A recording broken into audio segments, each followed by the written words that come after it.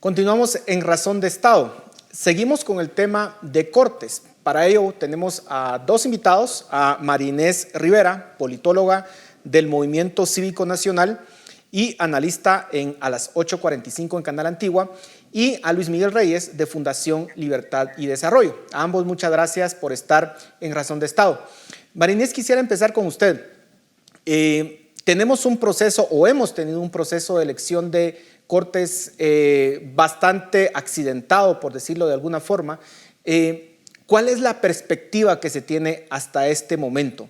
¿Vamos a lograr unas cortes independientes o vamos a tener unas cortes básicamente cooptadas por la mafia? ¿Cuál es su análisis al respecto? Pues bueno, primero muchas gracias por la invitación. Qué gusto estar aquí con Luis Miguel también y con usted, licenciado Boteo.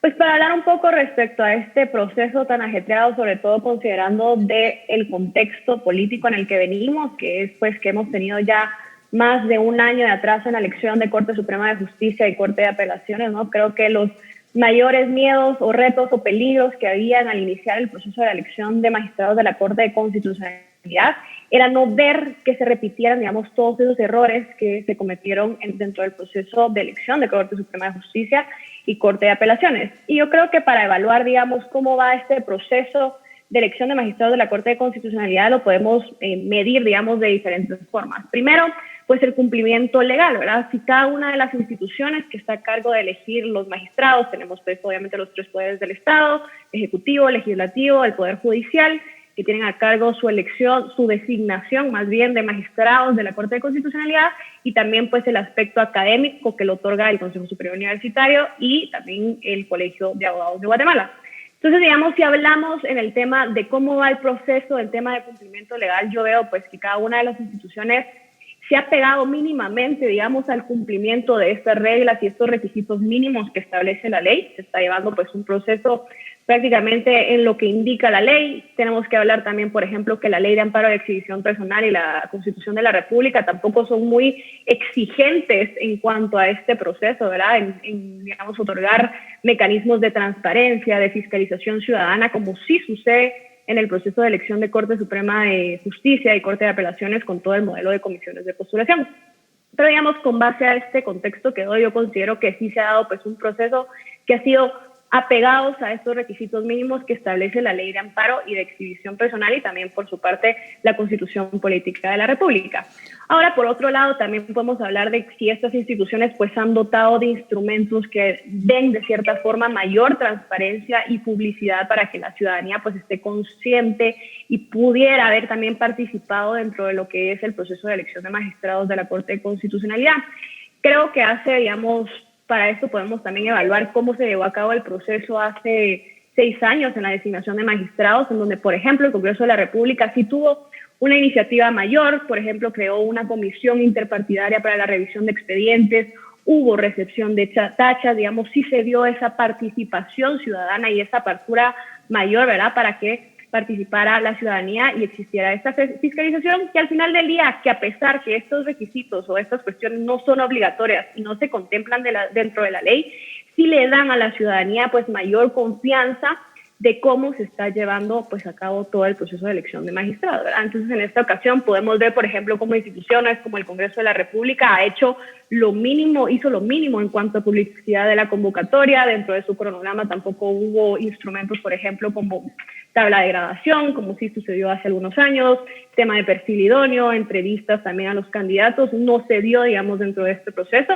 pero lamentablemente, como yo les decía, nuestra ley no obliga a que estas instituciones, digamos, se vean obligados a realizar este tipo de acciones. Pero en base a lo que dice María Inés, Luis Miguel, los comentarios de María Inés son en el tono de la forma, pero el fondo, la elección en sí, los procesos penales que hemos visto, realmente se están cumpliendo las formas, pero no el fondo. ¿Cuál es el análisis al respecto?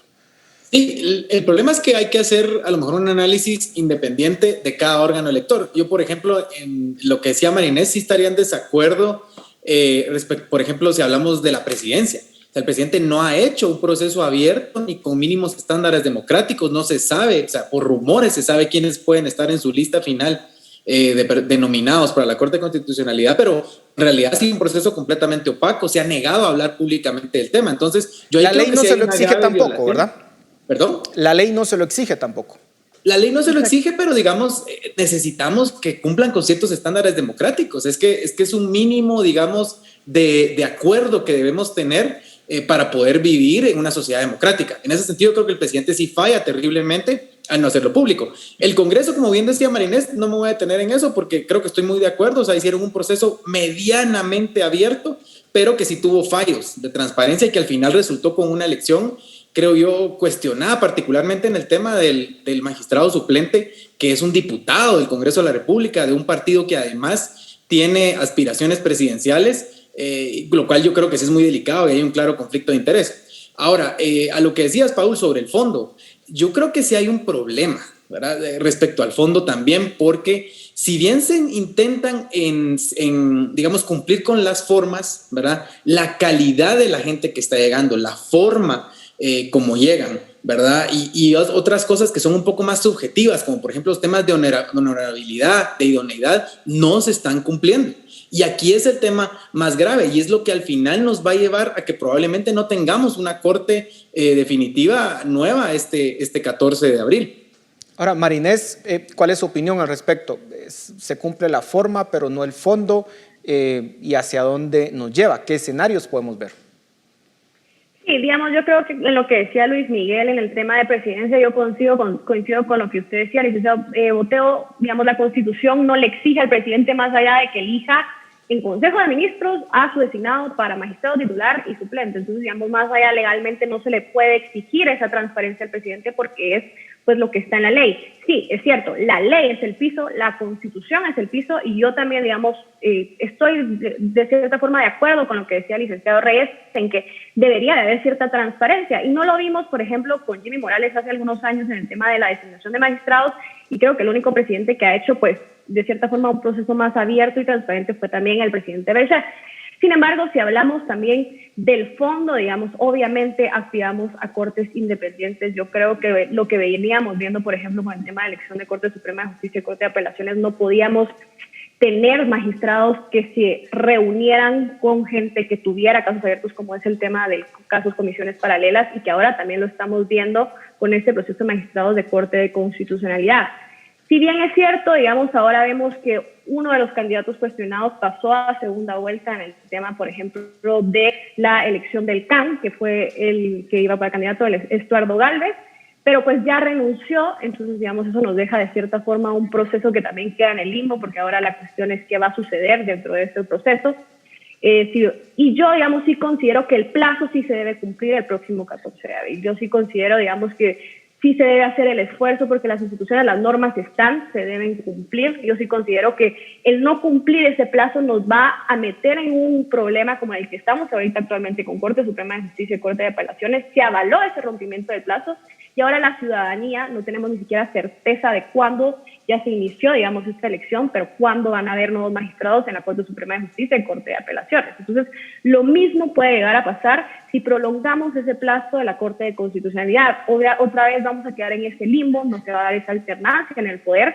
Y obviamente, digamos, empezamos a ver también el tema del Consejo Superior Universitario, como pasó con el rector, que también pues tiene un proceso que también habrá que ver qué sucede con esa designación. Lo bueno es que la ley se establece en ambos casos qué sucede si, digamos, los magistrados titulares y suplentes no llegaran a asumir, que quedan los que son actualmente, en lo que se pueden resolver, digamos, esas situaciones y puede asumir Corte Suprema de Justicia, Presidencia y el Congreso de la República en ese sentido. Yo, perdón, solo un par de comentarios respecto a lo que decía Marinés.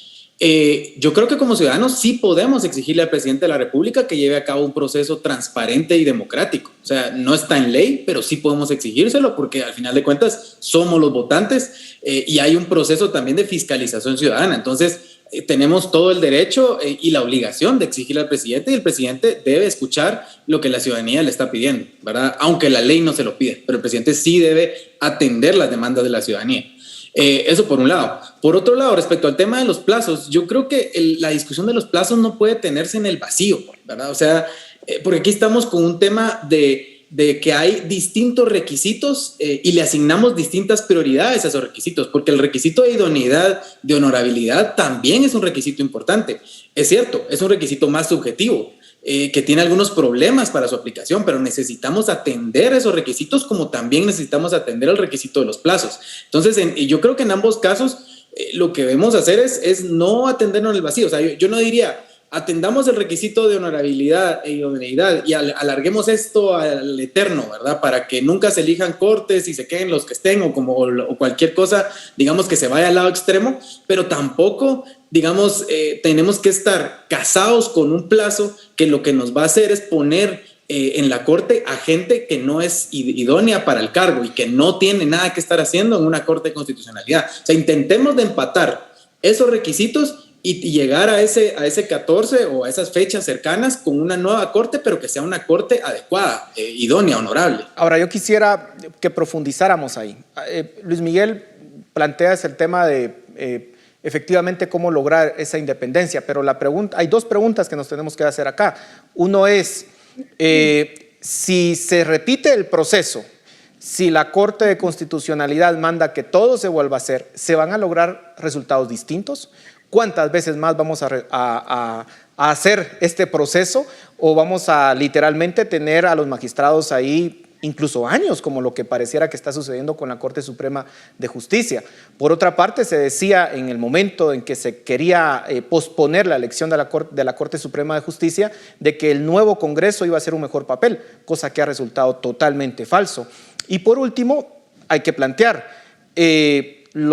hay cierto sector que se siente cómodo con los actuales magistrados de la Corte de Constitucionalidad y por eso están abogando porque se pueda extender el plazo. Si no estuviesen cómodos con ellos, posiblemente estuviesen pidiendo que los plazos se cumplieran en el término que lo establece la ley. ¿Cómo resolvemos esas tres preguntas? No sé quién de ustedes quiere responder. Yo me animo, Marinés, perdón. No, digamos, yo creo que lo que dice el licenciado Oteo es que justamente, digamos, tenemos una norma y una ley que cumplir y, por ejemplo, lo vimos claramente en el proceso de Corte Suprema de Justicia y Corte de Apelaciones. Por ejemplo, una de las razones por las cuales se suspendió este proceso fue las evaluaciones del Consejo de la Carrera Judicial. Evaluaciones que, desde mi punto de vista, digamos, no cumplían con los parámetros mínimos de una buena evaluación, evaluaciones que se llevaron a cabo en 30 días. En 30 días se evaluaron alrededor de 300 jueces. Y, por ejemplo, gente que obtuvo una evaluación de cierta forma favorable, 16 de 21 personas que se reunieron con Gustavo Alejos, obtuvieron esa evaluación favorable del Consejo de la Carrera Judicial y de igual forma se reunieron con Gustavo Alejos. Entonces, digamos, también tenemos que preguntarnos para qué vamos a avalar ese rompimiento del plazo. ¿Realmente va a garantizar que los mejores lleguen a la Corte de Constitucionalidad? Y lo vemos claramente ahorita, porque en su momento, como bien decía el licenciado Oteo, se argumentó que quizás si este Congreso elegía, pues podía ser mejor que el anterior, y ahora pues vemos que de igual forma nos estamos enfrentando a otro tipo de conflictos de intereses, otro tipo de conflicto de poder. Entonces realmente no estamos solucionando el problema de fondo, y el problema es que ya estamos jugando con las reglas del juego que están preestablecidas y no podemos, digamos, cambiar las normas a mitad del partido, por así decirlo, por buscar que suceda algo bueno. Lamentablemente las reglas son las que están. Yo creo y considero y soy partidaria también de que debe haber una reforma, debe haber un cambio, digamos, a las reglas que existen, pero lamentablemente son las que están y son con las que debemos jugar, son con las cuales se deben elegir y respetar estos parámetros legales para elegir y designar a estos magistrados de la Corte de Constitucionalidad. Luis Miguel. Sí, tal vez yo ahí, digamos, lo que haría es poner el otro lado de la moneda, y es que los órganos electores necesitan contrapesos. Si los órganos electores no saben que hay alguien o algo que les pueda corregir la plana, entonces tienen vía libre para hacer lo que se les dé la gana. Entonces yo creo que lo que tenemos que hacer o lo que se tiene que hacer es manejar esos contrapesos para que los órganos electores sepan que tienen que elegir a alguien que no pueda ser después objetado. Ese es el camino más seguro para elegir cortes para tener corte nueva este 14 de abril. Pero si no lo hacen, entonces el proceso se puede alargar y vamos a mantener en esta crisis. Ahora, el tema es que si al sistema político le interesa mantenernos en esta crisis, pues hay un problema de responsabilidad. Y tenemos un problema de responsabilidad de parte del sistema político que nos quiere mantener en una crisis porque la única opción para ellos es o ponemos a nuestros magistrados de la mafia o nos vamos a una crisis institucional y mantenemos estos magistrados para siempre y seguimos minando la legitimidad de la Corte de Constitucionalidad. Entonces yo creo que tenemos que nosotros, digamos, el ciudadano tiene que exigir para que se comporten a la altura. O sea, el presidente no puede estar llevando un proceso opaco de elección, tiene que llevar un proceso transparente, porque entonces si hay alguna duda sobre alguno de los candidatos que va a poner en el puesto, se pueda resolver antes y no lo ponga al último día, y entonces la única forma sea mediante un amparo, porque algún contrapeso tiene que tener esa elección del presidente. No puede ser que sea un poder absoluto el colocar magistrados de la CC. O sea, cuando nosotros vemos en Estados Unidos para elegir a un magistrado para la Corte Suprema de Justicia, hay un proceso bien largo, se elige a los candidatos, se les interroga. O sea, los políticos de oposición se sientan frente a los candidatos, les hacen preguntas, y luego de pasar por todo ese proceso es que se les elige. No se les elige una semana antes y luego se le echa la culpa a quien pone el amparo porque retrasó el proceso. Yo creo que eso es una irresponsabilidad terrible del sistema de justicia, y aquí tenemos que hacer responsables a quienes son responsables. Eso es en el mundo ideal, pero tenemos unas reglas que las establecieron así los constituyentes en su momento. Tenemos una constitución, y si nos basamos a la constitución, a la constitución, obviamente hay plazos, hay formas en que se establecieron, y luego también se puede quedar en algo subjetivo. Pero en esas mismas reglas está, ¿qué pasa si no se llega a la fecha y no hay un magistrado nuevo? El magistrado nuevo continúa, eso está en la ley. O sea, aquí no hay un torcimiento de la ley si se quiere ver de esa forma. Marinés. La ley contempla, esos escenarios en el tema de los procesos que son impugnables, como el Consejo Superior Universitario y también el CAN, el Colegio de Abogados y Notarios. En el tema con los tres poderes del Estado, el problema es que la ley sí contempla claramente que esos tres procesos para elección de magistrados de la Corte de Constitucionalidad no son procesos que son sujetos a impugnación. Por lo tanto, ahí sí, esos magistrados sí deberían de asumir.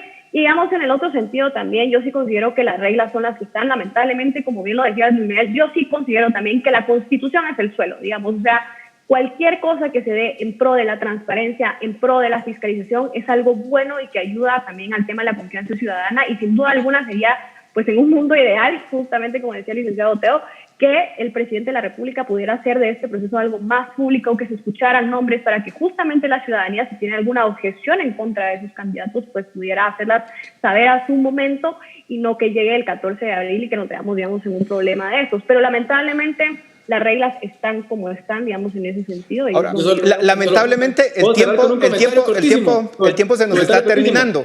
Entonces, les dejo 30 segundos a cada uno para que puedan concluir. A ver, Luis Miguel, tus 30 segundos. Es cierto que lo que dice Marinés, de que los procesos que son objetables son el del CAN y el del Consejo Superior Universitario.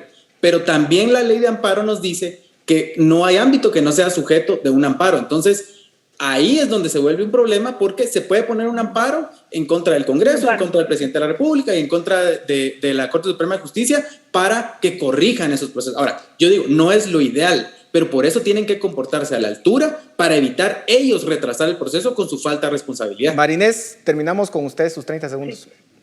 Licenciado Teo, pues el tema de la independencia judicial creo que es muy importante también en esta elección. Lamentablemente estamos mandando un mal mensaje también al exterior por el tema del retraso en la elección de Cortes, y lo cual debilita el Estado de Derecho. Sobre todo, considerar que independencia judicial no solo es no querer que lleguen los míos al poder para favorecerme las resoluciones, así como tampoco pues es reunirme con ciertos candidatos para garantizar impunidad dentro de la Corte, ¿verdad? Entonces, ninguno de esos dos aspectos contempla la independencia judicial, y entonces creo que es importante también poner ese tema sobre la mesa. Bueno, se nos terminó el tiempo. Vamos a tener que hacer una segunda ronda, creo yo, porque quedaron muchos temas pendientes, pero ambos, muchísimas gracias. A ustedes en casa, muchas gracias por su atención.